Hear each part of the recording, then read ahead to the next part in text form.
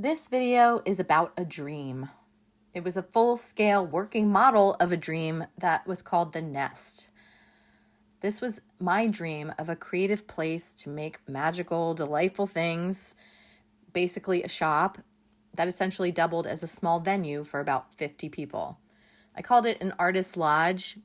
Subcultures always need a clubhouse, a place to gather. Historically, these would be in coffee shops, taverns, dance halls, bars, places where you let your hair down, dance, talk shop, and feel like yourself again. There's something to be said for the small, intimate places that don't want to scale up.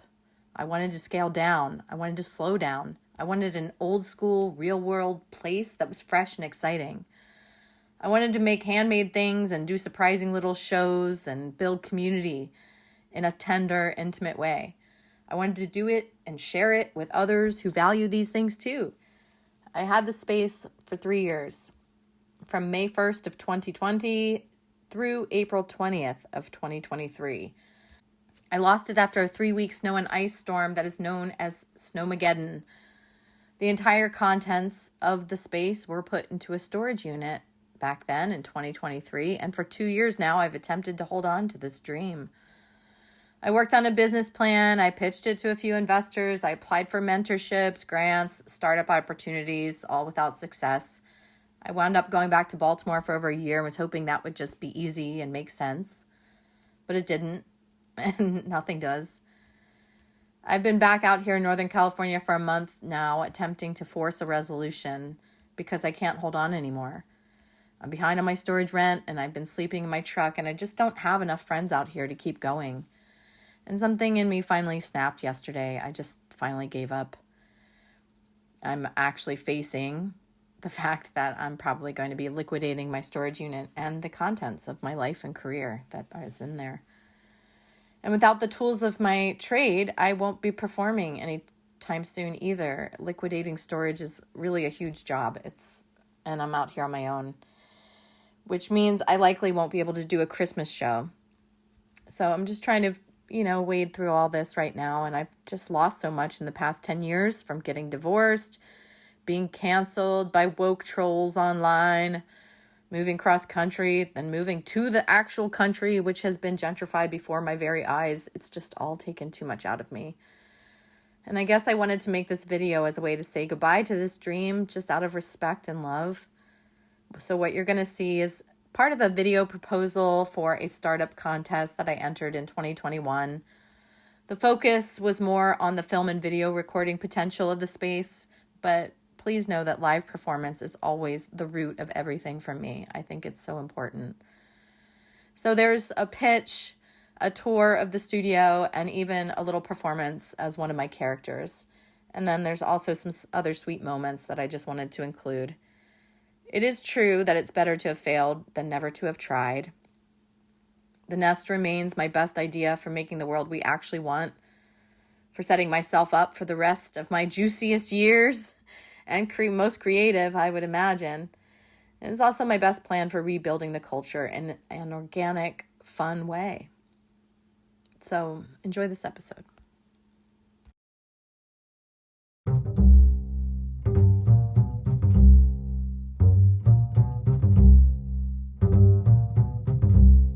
My concept is to create film studio and live recording stage. So I would be generating a lot of my own material, as well as be available to collaborate or be hired to work for other artists, other companies, other productions. My proof of concept is the space that I've created so far here in Nevada City, California, which is not in Nevada and it's not a city. So I'll give the tour later, but my proof of concept number one is the studio itself, how far I've gotten it. I'm definitely at the outer limits of what I can do myself, and at the time of recording this, I am 2 months late on rent, and not at all certain how I'm going to keep going. I mean, talk about do or die. I was just like, fuck it, I'm doing it. I didn't come here to work at a marijuana farm, which is like all the work I was able to get, and I just like went all in. And in October, it looked like I was gonna have lots of investors. I was doing a GoFundMe. I had lots of promises of donations of equipment. Like I was getting sound and lighting equipment and microphones and all this stuff.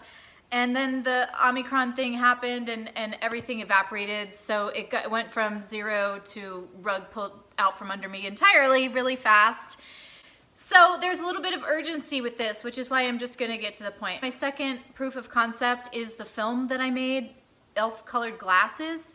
I made that film here pretty much with no budget. I financed it by paying my friends in food and favors, and it was a half-hour movie that I'm really proud of. I hope you'll watch the entire thing. I will get to why I'm great, why I'm a do-or-dyer. I'll try to fold in all my experience and the risk-taking that was involved and what my limitations were and what the lessons were of each thing along the way. Here we go. I got a painting degree in 1998 and immediately wanted to start performing. I had these Busby Berkeley fantasies of being like Esther Williams. I saw film as being very, very visual, and I liked the kaleidoscopic, trippy aspect of Busby Berkeley, the way that he saw things. So I couldn't even count to music. I went out and I organized a group of untrained people to do a synchronized swimming show in a public park. I had to partner with the Park and Rec Department, nonprofit organizations like Friends of the Park, and another creative organization to present the thing. You know, it's a huge outdoor weekend show. In order to keep going with that, I turned it into a nonprofit organization called Fluid Movement, which is still going today. I went back for their 20th anniversary, which was a personal point of pride for me because I intentionally grew it up to be an organization that could survive the loss of its founder.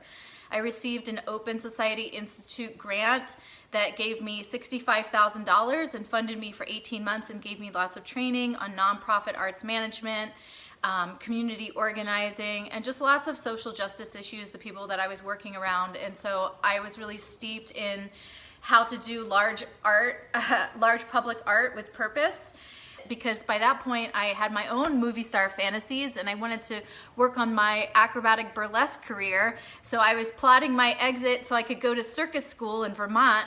Meanwhile, I also had a day job working at a nonprofit called Living Classrooms Foundation. I helped spearhead a really innovative after-school program called Baltimore Urban Gardening with Students. I was the assistant program director, so I was not directly responsible for the budgets or the grant writing, but I was by her side through all of it, and all of the concept of the thing was pretty much my ideas. We worked with students that lived outside of the Baltimore City prison in 3rd and 4th grade, and we did mural painting and gardening with them, and we raised money to have a really big greenhouse, and they grew all their own vegetable seedlings to have a farmer's market and packaged salad dressing and all these things. So it was like a student-run entrepreneurial project with lots of art and gardening. I was always, you know, the one in charge of like the marketing. I am because of my visual training and because just presentation is very important to me, I have always been very involved with like all the design, like how the thing looks for everything I've been involved in. I put a lot into the advertising and PR and just working with designers and things like that. And I think that got us really far with those two nonprofit programs. After that, I went to circus school with my ex-husband because we were by then just dipping our toe into a 14-year career as Trixie Little and the Evil Hate Monkey. We did acrobatic burlesque. I was really part of the revival. We got started in 2001. There was not a whole scene there. I used to joke about having a circuit that we could just travel like in the vaudeville days. And now there's festivals in every single town in America.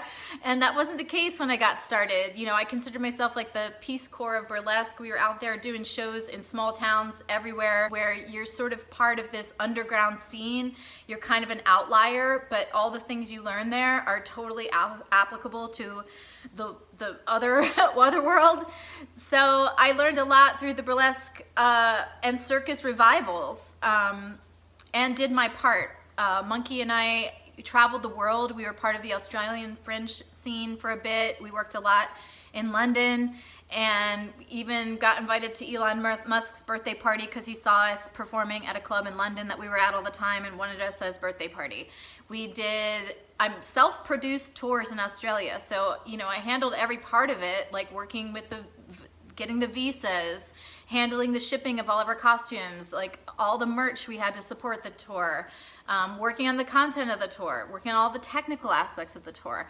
I was always doing this sort of large format show, which I had started in Fluid Movement. It was always like a narrative, usually based on a classical theme, always told with lots of silliness and delight. I'm a comedian at heart, but I like sex with my comedy. I think bodies are really funny. I think like a juicy vitality and fun, playful sexuality is really opening up for people. It's like it's a heart opening, you know. It like makes people laugh, it makes them relax, and a lot of like the social hang-ups around restriction and our sexuality and stuff. I've personally seen the impact of my work through burlesque, through performing in nightclubs in New York City, where I lived for 10 years. And yeah, I just really believe in it. I know that my medicine works. So I can do short form, what I call short form, like variety show base where there's acts, or I also have longer form, like evening length theater pieces, which have the similar feel of a cabaret show, but are actually scripted. I also have done films, like I was saying, elf colored glasses I made myself. And when I was with Monkey, we had a documentary made about us called Us Naked. I was really involved in that process. The director was partnered with IFC, so she had mentorship, and it took 7 years. It's called Us Naked. You can check it out on Amazon.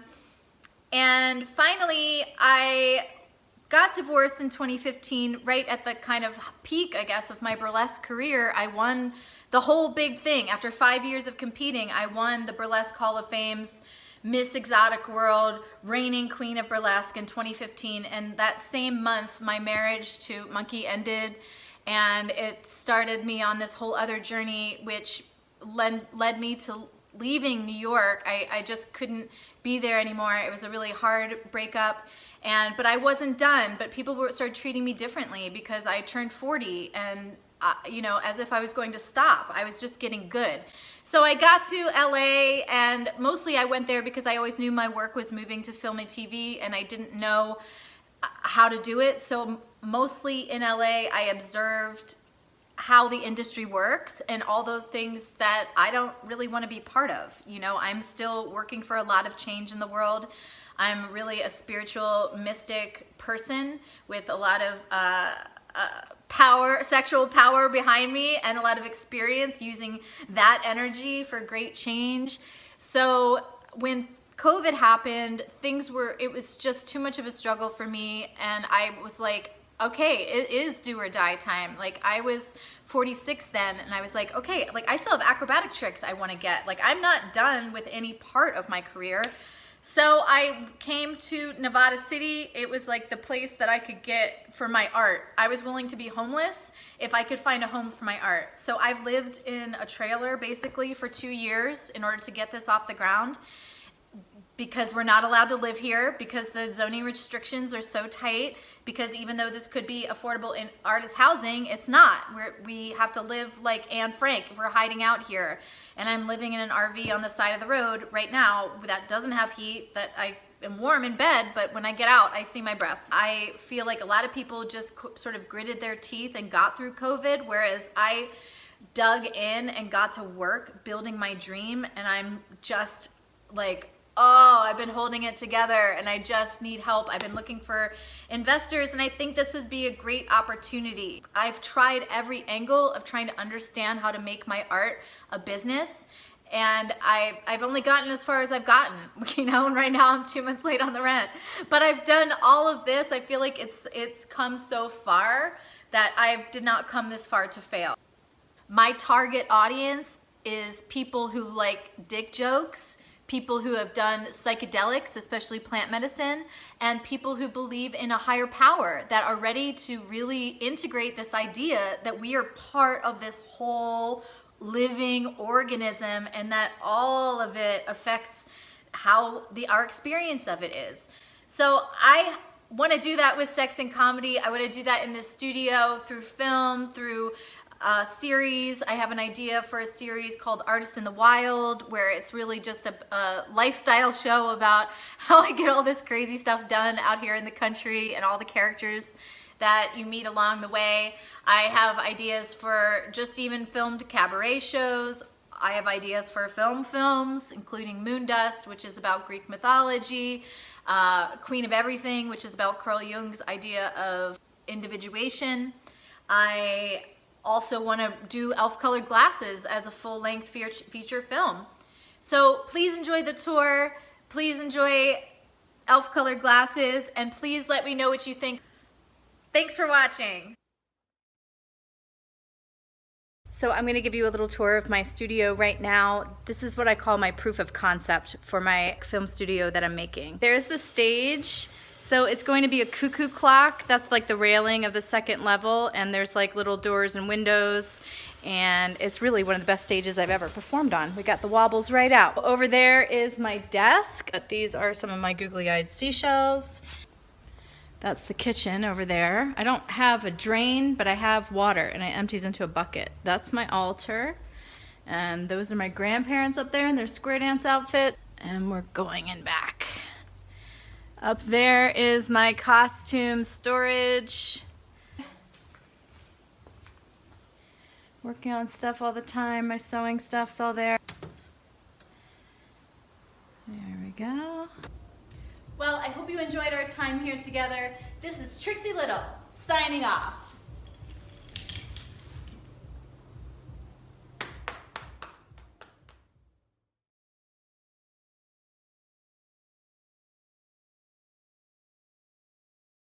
Are you woke but suffering from a stick up your ass? Or are you suffering from other woke people who have their stick so far up their ass they're beating you with it? Well, I can help. I'm Trixie Little. I'm not a real doctor, but I play one in the TV. See, culture is the soil that our consciousness grows in.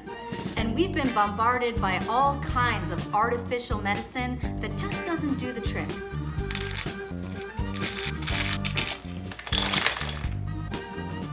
It's not gonna do it. This is not going to cut it.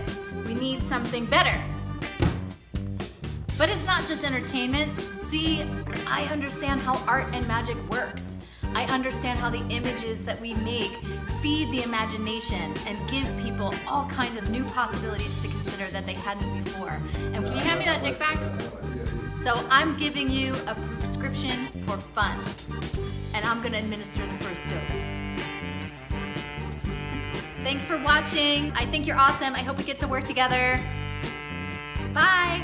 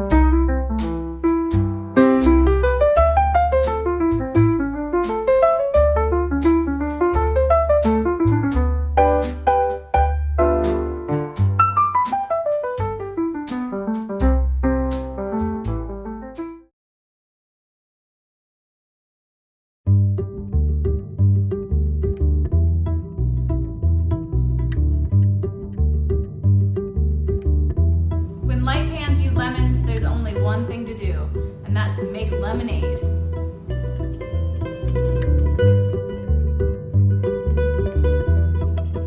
The first thing we're gonna do is roll our sleeves up.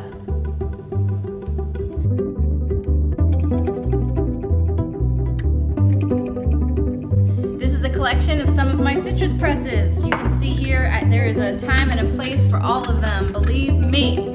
We even got some of these here. Yeah, you just never know.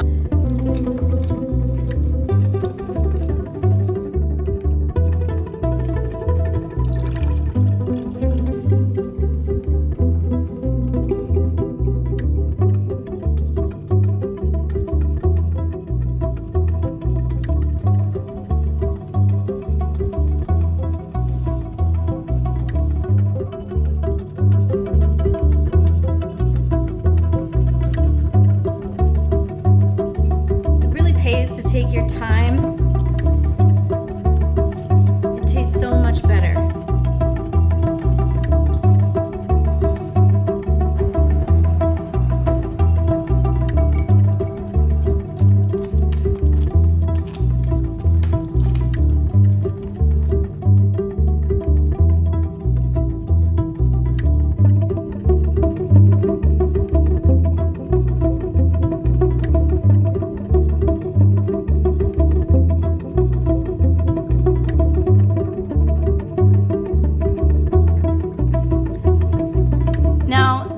Trixie little patented technology.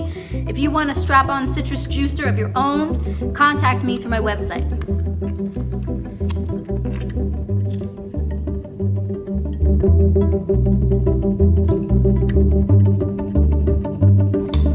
Stir again and try it out.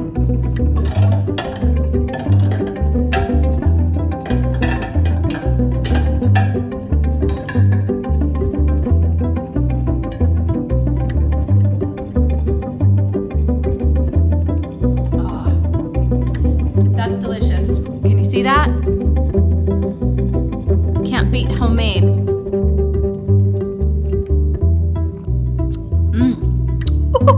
Just the way I like it. I hope you enjoy.